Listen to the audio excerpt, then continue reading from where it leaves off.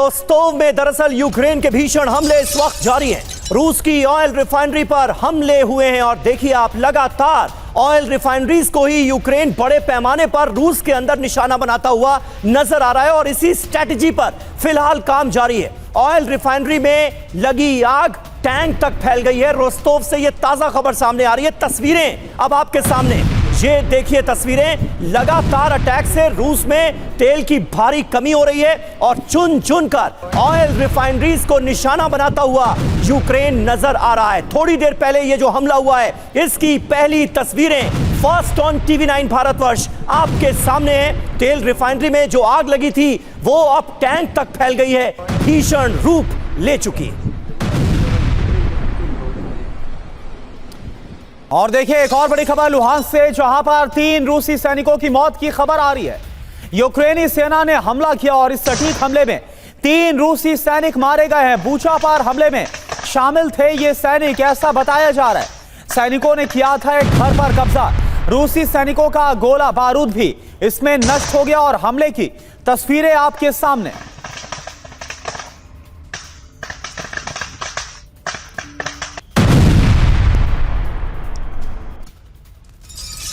और अहम खबर ज़ेपोरिजिया से है। ज़ेपोरिजिया में यूक्रेनी सैन्य ठिकाने पर हमला हुआ है। हमले में यूक्रेनी सेना का पोस्ट तबाह हो गया। रूसी सेना ने यूक्रेनी सैनिक को पकड़ा।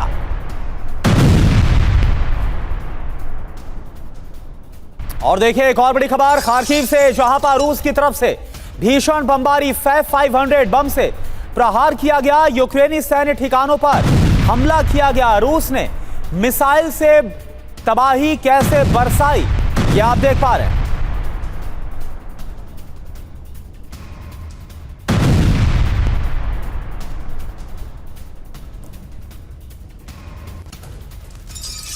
और अहम खबर है, यूक्रेन पर रूस का विनाशक प्रहार हुआ है। यूक्रेन के फ्लैग डे पर रूस ने कर दी भीषण बमबारी। मिसाइल, बॉम्ब और ड्रोन से एक साथ हमलों को अंजाम दिया गया। ये देखिए तस्वीरें, यूक्रेन के फ्लैग डे पर किस तरह से दहला दिया गया यूक्रेन के कई इलाकों को रूस की तरफ से। रूस के रक्षा मंत्रालय ने दावा किया है कि हमले में यूक्रेन के 600 सैनिकों की एक साथ मौत हो गई। ये बड़े हमले रूस की तरफ से अंजाम दिए गए। मौका था यूक्रेन में फ्लैग डे सेरेमनी का और इसी दौरान बड़े हमलों को अंजाम दिया गया और बहुत बड़ा दावा इस हमले को लेकर रूस की तरफ से किया गया है। बताया यह गया है कि एक साथ यूक्रेन के 600 सैनिकों की मौत हुई है इस हमले में।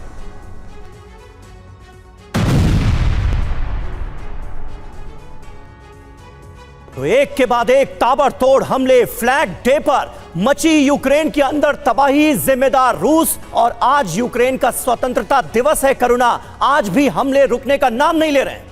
बिल्कुल, और इस बात की कोई उम्मीद समीर नहीं थी, क्योंकि अलास्का वार था या वॉशिंगटन वार था, वहां तो कुछ और ही तय हुआ था। तो 24 अगस्त यानी आज यूक्रेन का स्वतंत्रता दिवस। आशंका यह जताई जा रही है कि आज और ज्यादा विध्वंसक हमले हो सकते हैं और ज्यादा रूस आक्रामक हो सकता है। कल फ्लैग डे पर रूस ने यूक्रेन पर बहुत बड़ा अटैक किया। सवाल यह है कि क्या आज मॉस्को के हमलों से यूक्रेन के अस्तित्व पर ही संकट आ जाएगा।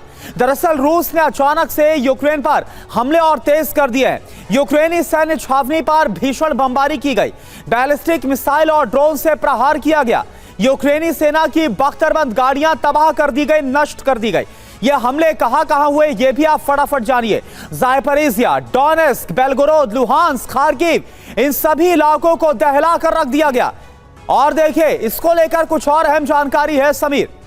जी हां, और अहम जानकारियां, अहम खबरें लगातार सामने आ रही हैं। हुआ क्या वार्ता का? अलास्का के बाद जब वॉशिंगटन डीसी में पुतिन के से मुलाकात के बाद डोनाल्ड ट्रंप पहुंचे थे वॉशिंगटन डीसी और ज़ेलेंस्की से मुलाकात की थी, तो उम्मीदों का एक आसमान नजर आ रहा था। लेकिन अब सारी उम्मीदें धराशायी होती हुई नजर आ रही हैं। यूक्रेन का स्वतंत्रता दिवस, ऑपरेशन 24 अगस्त, डिटेल आपके सामने। आजादी की सालगिरह मना रहा है यूक्रेन। 24 अगस्त 1991 को यूक्रेन को आजादी मिली थी। सोवियत संघ से अलग हुआ था यूक्रेन। अब आशंका क्या है? यूक्रेन पर बड़े हमले कर सकता है रूस, और ये हमले हो रहे हैं। रूस आजादी के जश्न को भी निशाना बना सकता है, अब इस बात के आसार हैं। हमारे साथ तमाम खास मेहमान मौजूद हैं। लेफ्टिनेंट जनरल नितिन कोहली हमारे साथ मौजूद हैं, कर्नल अनुराग शुक्ला हमारे साथ मौजूद हैं, air vice marshal OP Tiwari ji भी हमारे साथ मौजूद हैं। तिवारी जी, शुरुआत आपसे ही। फ्लैग डे पर कोहराम बरपा था यूक्रेन के अलग अलग शहरों में। आज स्वतंत्रता दिवस का जश्न है। इस जश्न में भी क्या रूस के धमाके होंगे? यह सिलसिला रुकेगा आज या और बढ़ेगा?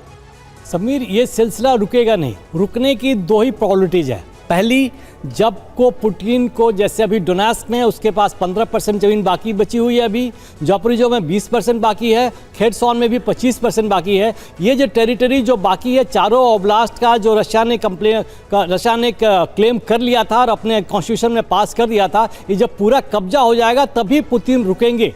दूसरी प्रॉबिलिटी तभी होगी जब जेलेंस्की सरेंडर करें।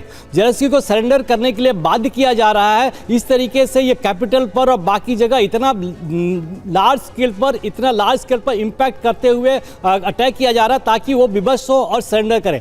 जहां तक रशिया का, पुतिन का सवाल है, पुतिन को तो नाटो कंट्रीज ने बहुत पावरफुल बना दिया है। जितना सैंक्शन लगाया उतनी हालत उसकी मजबूत हो गई है। अब पुतिन को कोई डर नहीं है। पुतिन तो इतने मजबूत हो गए हैं, जेलेंस्की के अलावा नाटो माइनस यूएसए को तो कभी भी खत्म कर सकता है। ये पुतिन का स्टेप्स है। मेरे को लगता है पुतिन तभी रुकेंगे जब ये जो बची हुई टेरिटरी है, ये चारों ओब्लास्ट की, चारों राज्यों की जो टेरिटरी है, जब ये कब्जा हो जाएगा तब रुकेंगे। सेकंड संभावना तभी होगी जब जेलेंस्की खुद ही सरेंडर कर जाए, बिकॉज सारी बातें फेल हो रही हैं। वही बिल्कुल तिवारी सर, और ऐसा लगता है कि अलास्का वार्ता में शायद से जो इनसाइड स्टोरी बताती है कि पुतिन ने साफ कर दिया कि जो युद्ध रोकना है, स्थायी शांति अगर होगी तो वो उनकी शर्तों पर होगी, अदरवाइज वो मानने वाले नहीं। और यही हो रहा है। इसका जो परिणाम है युद्ध भूमि में नजर आ रहा है। एक और बड़ी खबर क्या है? रूस का यूक्रेन पर एक विनाशक प्रहार। ये देखिए, नेप्रो में होवित्जर तोप पर हमला किया गया। रूस ने होवित्जर को नष्ट किया है। तो ये तस्वीरें इस वक्त आपको दिखा रहे हैं। रूस ने होवित्जर पर हमला किया है। रूस का यूक्रेन पर एक और जो विनाशक हमला हुआ, उसकी तस्वीरें आप देख पा रहे हैं।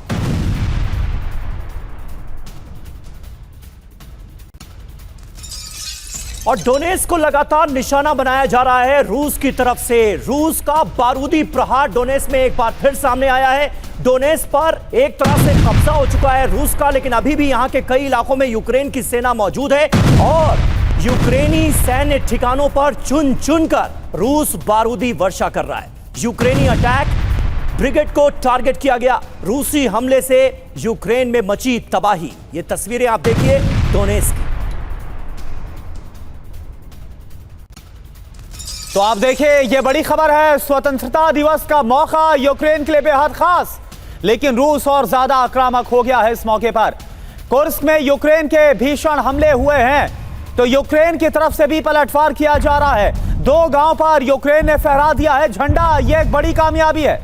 डोनेस्क के गांव पर फिर से कब्जा किया है। रूस के ऊर्जा संयंत्रों को भी निशाना बनाया गया है।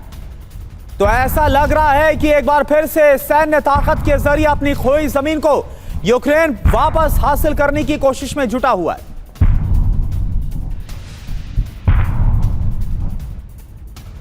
और इस वक्त एक बहुत चिंताजनक खबर सामने आ रही है कुर्स्क से। कुर्स्क में जो न्यूक्लियर प्लांट था, उसके एक बड़े हिस्से में भीषण आग लग गई है।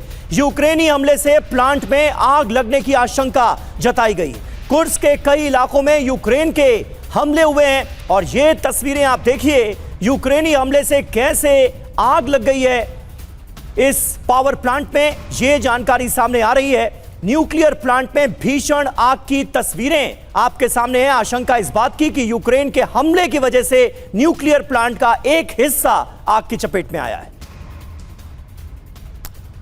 तो देखिए, एक बार फिर से जो कुर्स्क है वो धधकता हुआ नजर आ रहा है और इस बार जो टेंशन है वो और ज्यादा बढ़ गई, क्योंकि यहां पर जो न्यूक्लियर प्लांट है वहां पर ठीक इसके करीब हमला हुआ है और अब वहां से धुआं निकलता हुआ नजर आ रहा है। यह सभी के लिए चिंता का विषय और सवाल यह है कि इस हमले के बाद व्लादिमीर पुतिन क्या करने वाले हैं। तो अब आपको बता देते हैं कि यूक्रेन ने रूस में कहां पर हमले किए और उसने रूस को आखिर कितना नुकसान पहुंचाया, कितना डैमेज हुआ है। यूक्रेन का प्रचंड प्रहार, सीज फायर ट्रंप का एक बहुत बड़ा भ्रम है क्या? ये सवाल उठना लाजमी है। दरअसल कहां कहां पर हमले हुए, पहले आप ये देख लीजिए। कुर्स्क में हमला हुआ और अब यहां पर न्यूक्लियर पावर प्लांट जो है वहां से आग निकलती हुई नजर आ रही है। इसके अलावा पोक्रोवस्क की बात करें, यहां पर यूक्रेन ने MLRS से अटैक किया है। सोलेडार की बात करें, Su-27 से गाइडेड बम गिराए गए, फाइटर जेट का इस्तेमाल किया गया। रोस्टोव में ड्रोन अटैक किया गया और इसके बाद वहां पर भी आग लगी हुई नजर आ रही है। अब आप देखिए कुर्स्क एटमी प्लांट में आग, क्या यह महाविनाश की शुरुआत माना जाए? कुर्स्क एटमी प्लांट में आग, क्या महाविनाश यहां से होगा? दरअसल यूक्रेन की रणनीति क्या नजर आ रही है? एटमी प्लांट और ऑयल रिफाइनरी पर अटैक करना, प्लांट पर हमले से बिजली सप्लाई को ठप करना, रिफाइनरी पर हमले से आर्थिक नुकसान पहुंचाना। कुर्स्क न्यूक्लियर प्लांट को आप जरा समझिए, रूस के 3 अहम पावर प्लांट में से एक है। सभी प्लांट के उत्पादन का 52% अकेले कुर्स्क से है। 2 एक्टिव रिएक्टर यहां पर मौजूद है और यही वजह है कि चिंता बहुत ज्यादा बढ़ गई है। सेंट्रल चेर्नोजेम प्लांट का प्रमुख सप्लायर है lieutenant general Nitin Kohli sir. सवाल यह उठना लाजमी है कि क्या अब यूक्रेन ज़ेलेंस्की उसी रणनीति के साथ आगे बढ़ रहे हैं जो पुतिन लगातार करते नजर आए, जो इंफ्रास्ट्रक्चर है, खास तौर पर जो ऊर्जा इंफ्रास्ट्रक्चर है उसको निशाना बनाया और इस बार तो टेंशन बढ़ गई है। जो न्यूक्लियर पावर प्लांट है वहां पर हमला कर दिया गया, क्या होता हुआ आप देख पा रहे हैं सर? देखिए, सिचुएशन इस समय काफ़ी कॉम्प्लेक्स है यहाँ पर। उनकी लास्का मीटिंग के बाद में जो नाटो ने यूएसए में जाकर के मीटिंग करी और उसके बाद में जो स्टेटमेंट दिए हैं उन्होंने कि वो पूरी तरह से यूक्रेन को सपोर्ट करेंगे, अपना पैसा भी लगाएंगे, तो उससे यूक्रेन के हौसले थोड़े बड़े हैं। इन एनी केस दोनों पार्टीज़ को ये दिखाई दे रहा है कि समय अभी कम है, शायद इनको निगोशिएशन टेबल पर बैठना पड़ेगा। तो इसके लिए यूक्रेन भी उनको नुकसान पहुंचाना चाहते हैं सिस्टमेटिक तरीके से, ताकि उनकी इकोनॉमी हिट करे, और जो उनकी पावर प्लांट वगैरह है वो उनको हिट करना चाहते हैं। और दूसरा, अगर कुछ लैंड इनके पास होगी तो जब लैंड स्वैप होता है तो वो इतने कमज़ोर नहीं दिखाई देंगे, कुछ लैंड इनके पास भी होगी। बट इसमें जो एक मेन चीज़ समझने वाली है कि पुतिन ने ये बात बिल्कुल क्लियर कर दी थी कि जब तक बेसिक चीज़ें जिसके कारण युद्ध शुरू हुआ था वो नहीं होती तब तक ये वार रुकेगा नहीं। जैसा कि कुछ समय पहले भी बताया था, डोनबास में एक डोनबास का एरिया बड़ा इंपॉर्टेंट है। क्यों ये इसके पीछे पड़े हुए हैं कि तकरीबन 100 बिलियन से ज़्यादा का कोल जो है, टन्स का जो कोल है उसके नीचे है दबा हुआ। रियर अर्थ मटेरियल वहाँ पर हैं, रशियन स्पीकिंग लोग हैं वहाँ पर, और जो मिन्स एग्रीमेंट थे उनको उन्होंने उल्लंघन किया था यूक्रेन ने जी। तो तकरीबन 30% टेरिटरी इनकी वहाँ पर बची हुई है जो कि पुतिन लेना चाहते हैं और दबाव डाल रहे हैं उनके ऊपर, इसीलिए ये लगातार हमले किए जा रहे हैं ताकि उसको भी ये कैप्चर कर पाएँ। लेकिन प्रॉब्लम ये है कि वहाँ पर इनके फोर्टिफिकेशंस बड़े स्ट्रॉन्ग हैं यूक्रेन के, और वहाँ पर वो काफ़ी रेजिस्टेंस वहाँ पे रहेगा। 2 कारण है उनको कि जिसमें समय लगेगा। पहली बात तो अगर ये किस तरह ले लेते हैं तो पीछे उनके पास कोई सेकंड लाइन ऑफ फोर्टिफिकेशन नहीं है, उनको फिर नाइपर रिवर के पीछे ही जाना पड़ेगा। दूसरा, जो रियर अर्थ मटेरियल हैं वो नॉर्थ से साउथ जो उनकी खाने हैं नाइपर के पैरेलल हैं, तो वो भी फिर इनके रशिया के कब्जे में आ जाएगा जी। दूसरा कन्फ्यूजन इसमें यह है कि यूएसए सिर्फ हथियार देगा, पैसा नहीं लगा रहा। नाटो के अंदर कन्फ्यूजन है। फ्रांस और यूके के लोग प्राइम मिनिस्टर कह रहे हैं और प्रेसिडेंट कह रहे हैं कि हम अपने ट्रूप्स भी ग्राउंड पर भेजेंगे। जर्मनी इसमें उलझना नहीं चाहता, वो कह रहा मैं अपनी इकोनॉमी को डेवलप करना चाहता हूँ। बिल्कुल, और एक नया कॉन्सेप्ट निकाला गया है सर कि यूरोप जो है, यूरोपीय देश जो हैं वो अपनी सेनाएं यूक्रेन भेजेगा, लेकिन अमेरिका लीड करेगा, अपने बूट्स ऑन ग्राउंड यूक्रेन की सरजमीन पर उतारेगा नहीं। कुल मिलाकर हथियारों का एक बाजार बना दिया है नाटो को अमेरिका ने, जिसमें सिर्फ और सिर्फ अमेरिका का फायदा होगा। यह तस्वीर उभरती हुई नजर आ रही है। और देखिए डोनेट्स्क में यूक्रेन का रूस को जवाब क्या है। यूक्रेनी सेना ने रूस के हमले यहां नाकाम कर दिए हैं। रूस के 16 सैनिकों को यहां पर सरेंडर करना पड़ा है। यहां यूक्रेन भारी पड़ा। यूक्रेनी मीडिया का यह बड़ा दावा सामने आया है कि यहां पर रूस के 16 सैनिकों ने कर दिया है आत्मसमर्पण। और देखिए एक और बड़ी खबर बेलगोरोड से, जहां पर यूक्रेन ने ड्रोन अटैक किया। कई जगह पर सुनाई दिए हैं ड्रोन के धमाके। स्थानीय निवासियों ने दावा किया है। तो ये देखिए रूस के अंदर एक और बड़ा हमला, सीमाई इलाका बेलगोरोड का, जहां पर 7 धमाके सुने गए हैं। ये देखिए आप। और देखिए बेलगोरोद को लगातार यूक्रेन एक बार फिर निशाना बनाता हुआ नजर आ रहा है। बेलगोरोद में रात भर धमाकों की आवाजें सुनी गई हैं। बेलगोरोद में बड़े हमले यूक्रेन की तरफ से किए जा रहे हैं और कहा यह जा रहा है कि ड्रोन हमलों के जरिए बेलगोरोद को दहलाने की गई है कोशिश। तस्वीरें आपके सामने हैं। बेलगोरोद में रात भर धमाके हुए।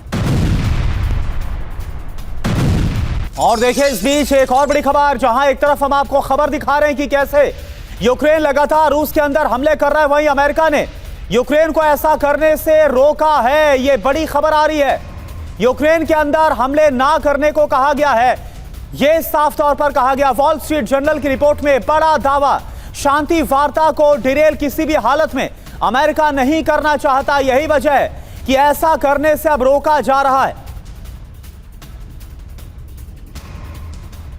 और इस बीच एक बड़ी खबर है। मॉस्को और सेंट पीटर्सबर्ग में ड्रोन हमले की खबर सामने आ रही है। रूस ने यहां पर कई ड्रोन्स नष्ट करने का दावा किया है। ड्रोन हमलों की वजह से कई उड़ानों पर भी असर पड़ा है। रूस के रक्षा मंत्रालय का दावा, रूसी सेना ने 32 ड्रोन्स को यहां हवा में ही ढेर कर दिया।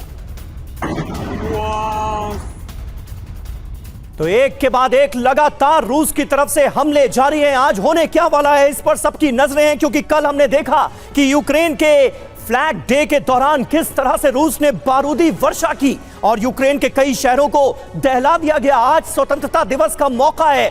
हालांकि यह मौका तो जश्न का होता था, लेकिन वो दिन तो गुजर गए। अब जश्न का कहीं नामो निशान नहीं है। सिर्फ और सिर्फ खतरा, डर और भय यूक्रेन की जमीन पर नजर आ रहा है। पुतिन के प्रतिशोध से डरे डोनाल्ड ट्रंप। अब इसकी वजह क्या है, आइए आपको बताते हैं। पेंटागन ने यूक्रेन को रूस के अंदर हमला करने से रोका है। रूस के अंदरूनी इलाकों में हमले ना करने की नसीहत दी गई है ज़ेलेंस्की को। अमेरिका को शांति वार्ता पटरी से उतरने का डर सता रहा है। नए सिरे से शांति वार्ता की कोशिश में राष्ट्रपति ट्रंप नजर आ रहे हैं। यूक्रेन को मना कर पुतिन को खुश करने की गई है कोशिश। अब देखिए बड़ी बात क्या है। यूक्रेनी आर्मी ने मॉस्को और सेंट पीटर्सबर्ग को टारगेट किया है और उसके बाद यह नसीहत डोनाल्ड ट्रंप की तरफ से दी गई है। कर्नल अनुराग शुक्ला हमारे साथ मौजूद हैं। किस तरह से आप शुक्ला जी से देखेंगे, क्योंकि डोनाल्ड ट्रंप जो करने की कोशिश कर रहे हैं उसका ग्राउंड पर कोई असर तो नजर आ नहीं रहा, बल्कि स्थितियां और विपरीत होती हुई नजर आ रही हैं। अलास्का और वॉशिंगटन डीसी की वार्ता के बाद जो माहौल बना था वो तो पूरी तरह से खत्म होता हुआ नजर आ रहा है। अब ऐसे में डोनाल्ड ट्रंप की यह कोशिश कितनी रंग लाएगी? जी, मैं इसको दो तरह से एड्रेस करना चाहूँगा। पहला तो एक पॉलिटिकल है और एक है मिलिट्री। मिलिट्री वाइज अगर आप देखें तो ये तीसरी विंटर हम देखने को मिलेंगे जब ये दोनों देश वॉर में जा रहे हैं। तकरीबन 40 से 45 दिन बचे हैं, जिसके बाद ये पूरी तरह से बर्फ से ढक जाएगा और मूवमेंट बहुत ज़्यादा मुश्किल हो जाएगी। तो दोनों पक्ष कोशिश कर रहे हैं कि अपना अपना इलाका जितना मजबूत कर सकें और जितना आगे बढ़ सकें। सेकंड, इनके पास एक टाइमलाइन की बैरियर है। टाइमलाइन का बैरियर ये है कि पॉलिटिकल विंग जो है वो सीज फायर के लिए टॉक्स चल रही हैं, बहुत ज़्यादा बातें चल रही हैं और इनके ऊपर दबाव है कि जल्दी से जल्दी इसको रोकने की कोशिश करें। उस सिचुएशन में दोनों पक्ष चाहते हैं कि ज़्यादा से ज़्यादा टेरिटरी अपने आप में हथिया ली जाए। जैसा कि आप देख रहे हैं कि छोटे मोटे अटैक लेफ्ट और राइट हो रहे हैं, लेकिन अगर हम सेना की मूवमेंट देखें तो ज़्यादा नहीं बढ़ रही है आगे। अगर 2 गाँव ले लिया, 1 गाँव छोड़ दिया, वो बहुत टैक्टिकल मूव है, लेकिन कोई स्ट्रेटेजिक डेवलपमेंट या कोई विजय दिखाई पड़ती नजर नहीं आ रही है। तो हमारा टारगेट इस समय दोनों पक्षों का सिर्फ और सिर्फ यह है अपनी पोजीशन को कंसोलिडेट करना और आने वाले विंटर में दोनों को अपनी पोजीशन के लिए तैयार रखना। ठीक है, यानी ज्यादा टेरिटरी एक दूसरे की ऑक्युपाई करना चाहते हैं, चाहे दोनों तरफ से अगर बात की जाए, ताकि हर तरह से बढ़त हासिल हो, चाहे वो विंटर्स जो आगामी सर्दियां हैं या फिर अगर बातचीत की टेबल पर दोनों पक्ष बैठते हैं। एक और बड़ी खबर क्या है, समंदर में यूक्रेनी सेना का विध्वंसक एक्शन देखने को मिला है। कोस्टल डिफेंस ब्रिगेड की ड्रोन हमले की तैयारी। कोस्टल ब्रिगेड को कई हथियारों से लैस किया गया है। तो ये देखिए, हम आपको तस्वीरें भी दिखा रहे हैं। समंदर में यूक्रेनी सेना ने अब विध्वंसक तैयारी शुरू कर दी है। कोस्टल डिफेंस ब्रिगेड की ड्रोन हमले की तैयारी है, यानी कि अब जमीन और हवा के बाद समंदर के जरिए भी यूक्रेन बड़े हमलों को अंजाम देने की फिराक में है।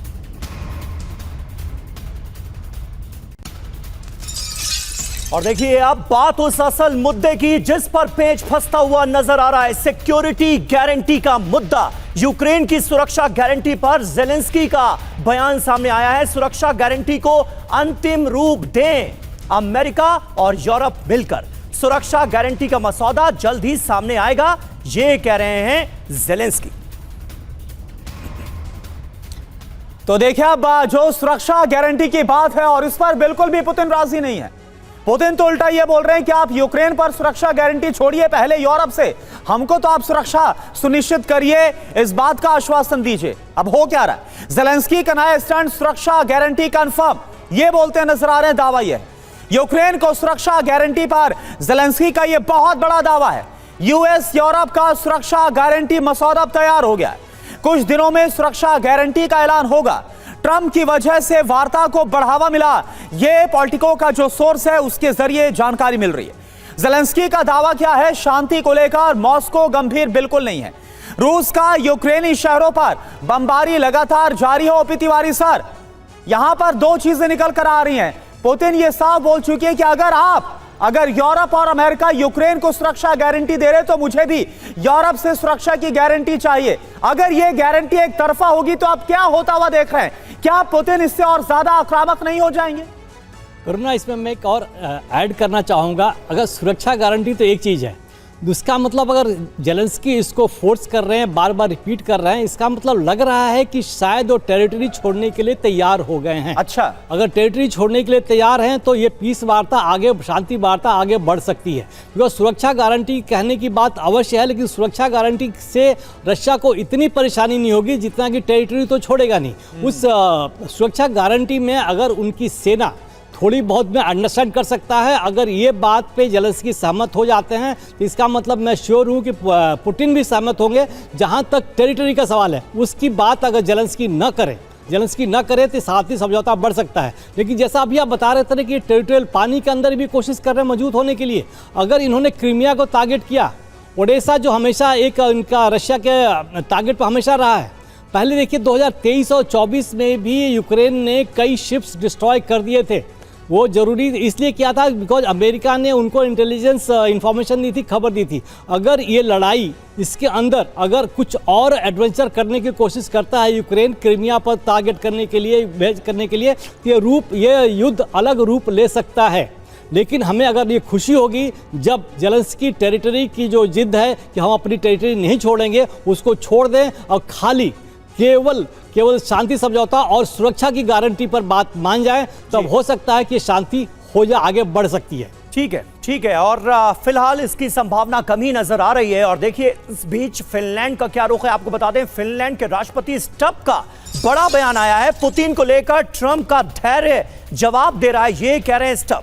रूस की टालमटोल की नीति से ट्रंप परेशान है। पुतिन जेलेंस्की मुलाकात 2 हफ्ते में संभव नहीं है, यूक्रेन पर लगाम नहीं लगा पाएंगे पुतिन, ये कहा है स्टब ने। तो याद कीजिए वॉशिंगटन डीसी की मुलाकात के बाद दावा तो यहां तक कर दिया गया था कि अब पुतिन और जेलेंस्की मिलेंगे, उनके बीच द्विपक्षीय वार्ता होगी। और उसी वक्त सर्गेई लावरोव ने कहा था कि ऐसा कुछ नहीं होने जा रहा, ये तो डोनाल्ड ट्रंप की कपोल कल्पना है। और अब क्या होता हुआ नजर आ रहा है ये आप बेहतर तरीके से समझ सकते हैं डेवलपमेंट्स को देखकर। यूक्रेन के आगे विनाश, फिनलैंड से पर्दाफाश। स्टब क्या कह रहे हैं, अमेरिका यूरोप की एकजुटता से पुतिन को खतरा है। पुतिन नहीं चाहते कि अमेरिका यूरोप जेलेंस्की का समर्थन करें। शांति वार्ता पर पुतिन के टालमटोल से ट्रंप भी परेशान है। ट्रंप को जानकारी है कि 2 हफ्ते में पुतिन जेलेंस्की की वार्ता नहीं हो सकती। पुतिन जेलेंस्की नहीं मिले तो ट्रंप का धैर्य भी जवाब दे जाएगा। अमेरिका पुतिन को शांति के लिए मजबूर कर देगा, ये कह रहे हैं स्टब। ऐसे में कर्नल अनुराग शुक्ला, क्या नजर आ रहा है और स्टब का ये कहना, फिनलैंड का ये रुख क्या नजर आ रहा है? क्योंकि अब इसके आसार तो बहुत ही कम नजर आ रहे हैं। कहां तो ये दावा किया गया था कि अगस्त के आखिर में पहले दोनों नेता मिल जाएंगे, फिर त्रिपक्षीय वार्ता हो जाएगी, सलूशन निकल आएगा। अब तो सारी चीजों का, कही गई बातों का बंटाधार होता हुआ नजर आ रहा है। जी, अगर आप देखें हर चीज़ में एक ही चीज़ को दहलीज दी जा रही है कि ये सुरक्षा गारंटी दी जाए। तो अगर हम देखें सुरक्षा गारंटी क्या है, कभी एक पक्ष बोलता है सुरक्षा गारंटी, कभी दूसरा पक्ष बोल रहा है, तो सुरक्षा गारंटी है क्या? कोई भी देश दूसरे देश को सुरक्षा कैसे प्रोवाइड कर सकता है? या तो खुद मिलिट्री आके खड़े हो या किसी तरह का ऐसे मजबूत इंफ्रास्ट्रक्चर बनाए जिससे कि उसके द्वारा डेवलप की टेक्नोलॉजी उनकी रक्षा कर सके। इन दिस केस जो युद्ध की शुरुआत हुई थी उसमें बड़ा क्लियर था कि नेटो आप ज्वाइन नहीं करेंगे, जेलेंस्की को ये टारगेट दिया गया था। और आज अमेरिका इस बात पे डिक्लेयर कर चुका है कि अमेरिका नेटो में इसको यूक्रेन को नेटो में शामिल नहीं करेगा। तो इस सिचुएशन में आगे बढ़ने का स्कोप कहाँ पे खत्म हो रहा है? उसी जगह पे खत्म हो रहा है कि जो बेसिक थिंग है कि सुरक्षा गारंटी तो ना यूरोप दे पा रहा है, ना अमेरिका दे पा रहा है और ना ही रशिया भी दे पा रहा है। सही बात है, सही बात है। तिवारी जी, यहां पर एक छोटा सा पॉइंट बस आपसे ऐड करवाना मैं चाहूंगा, क्योंकि ये जिस दिन से बात सामने आई कि यूक्रेन को नाटो का सदस्य तो नहीं बनाएंगे लेकिन आर्टिकल 5 वाली सुरक्षा गारंटी मिल जाएगी, ये बात ही अपने आप में बड़ी अजीबोगरीब थी। ऐसा मुमकिन कैसे होगा? और इसी पर तो जंग की शुरुआत हुई, यही तो बुनियाद था। समीर देखो, रशिया को भी बहुत अंदर नहीं जाना है। रशिया वही टेरिटरी ऑक्यूपाई करेगा जहां पर उसको रिटेन कर सके, जहां के उनके लोग सपोर्ट करने वाले हैं। विश्व मतलब इतिहास गवाह है कि कहीं पर भी किसी टेरिटरी में अगर आगे गए, अगर वहां सपोर्ट नहीं मिला तो कब्जा रिटेन नहीं कर पाएंगे। तो रशिया जब अपना ऑक्यूपाई कर लेगा तो सुरक्षा गारंटी की कोई आवश्यकता नहीं होगी। दूसरी बात कर रहा हूं, जब अमेरिका को इन्होंने जमीन दे दी है रियल अर्थ माइनिंग करने के लिए, जब अमेरिकन वहां रहेंगे, बॉर्डर के ऊपर इकट्ठा कर रहे होंगे, हार्वेस्टिंग चल रही होगी, तो वहां पर सुरक्षा गारंटी का कोई क्वेश्चन ही नहीं है। जब अमेरिकन होंगे, रशिया ने अपने एरिया को कर लिया तो सुपर अपने आप गारंटी होगी। तो सुपर फ्लेवर्स है, ये बहाना ढूंढा जा रहा है। ठीक है जी, बिल्कुल। और देखिए सर, एक और बड़ी खबर का रुख कर रहे हैं। पुतिन से बातचीत को तैयार हैं ज़ेलेंस्की। यूक्रेन के विदेश मंत्री सर्गेई किल्सा का यह बड़ा दावा है, शांति के लिए फ्रंटलाइन पर भी चर्चा को हम तैयार हैं, रूस को अपनी जमीन नहीं देंगे, ये सर्गेई की तरफ से कहा गया। तो एक तरफ बातचीत की बात तो बोल रहे हैं यूक्रेन के विदेश मंत्री, लेकिन सवाल यह है कि 1 इंच भी जमीन नहीं देंगे, ये विदेश मंत्री बोल रहे हैं। तो ऐसे में क्या बातचीत को तैयार भी होंगे और उस बातचीत का कोई नतीजा निकल पाएगा पॉजिटिव? तो देखिए, रूस को 1 इंच जमीन नहीं देंगे, ये यूक्रेन का दावा है। शांति के लिए जमीन से समझौता नहीं किया जाएगा, ये क्लियर किया गया। पुतिन के साथ क्षेत्रीय विवाद पर चर्चा को हम तैयार हैं। पुतिन से बातचीत होगी तो फ्रंटलाइन पर होगी। यूक्रेन की सुरक्षा का प्लान बना रहा है अमेरिका, यह भी खबर आ रही, जिस सुरक्षा गारंटी का जिक्र हम लगातार कर रहे हैं। अगले हफ्ते तक सुरक्षा प्लान सामने भी आ जाएगा, पूरा मसौदा। यूक्रेन के विदेश मंत्री सर्गेई किल्सा का यह बहुत बड़ा बयान है और एनबीसी न्यूज के हवाले से खबर है। नितिन कोहली सर, विदेश मंत्री बोल रहे हैं कि बातचीत करना है तो हम तैयार हैं, और वो हम मोर्चे पर भी जाकर, जो अग्रिम मोर्चा वहां पर जाकर बात कर लेंगे, लेकिन जमीन नहीं देंगे। और यही तो पुतिन बोल रहे हैं कि मुझे अब जहां पर कब्जा हो गया है हमारा, हमें वो जमीन चाहिए।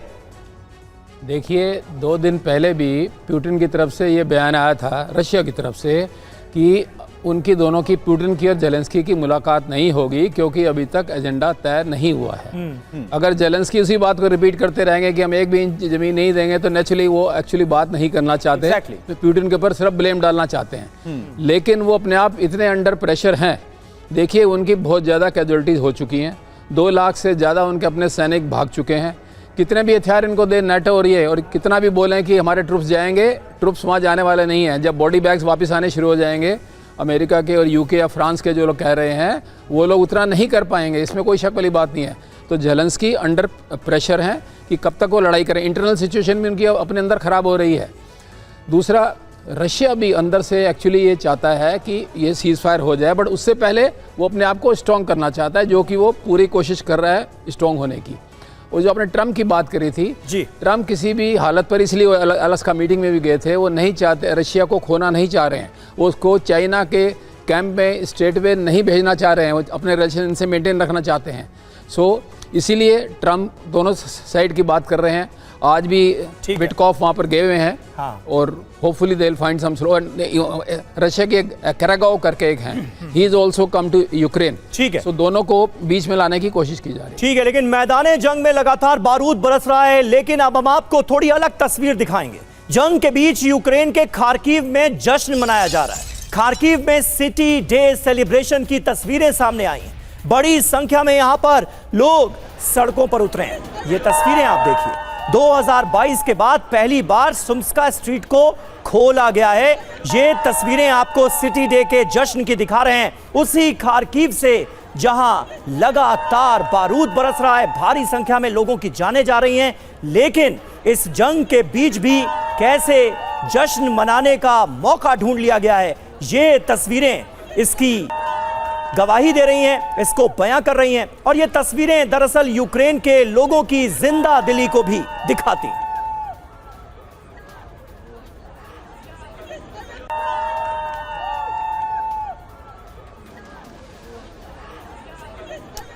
तो देखिए, कुल मिलाकर यह है कि आज है यूक्रेन का स्वतंत्रता दिवस, लेकिन हालात और ज्यादा भीषण और ज्यादा खराब होते हुए नजर आ रहे हैं।